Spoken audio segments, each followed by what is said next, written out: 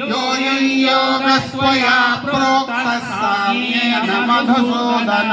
एतस्याहं न पश्यामि चञ्चलत्वात् स्थितं स्थिराम् चञ्चलं हि मनः कृष्ण प्रमाथिबलवदृढम् तस्याहं निग्रहं मन्ये वायोरिव सुदुष्करम् श्रीभगवानुवाच असंशयं महाबाहो मनो दुर्निग्रहं चलम् अभ्यासेन तु कौन्तेय वैराग्येण च गृह्यते असंशयात्मनो दुष्प्राप इति मे मतिः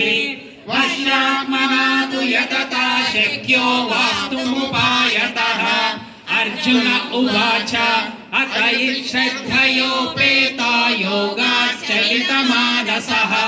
अप्राप्य योगसंसिद्धिं कां गतिं कृष्ण गच्छति कच्चिन्नो भयविभ्रष्टश्चिन्नाभ्रविनश्यति अप्रतिष्ठो महाबाहो विमूढः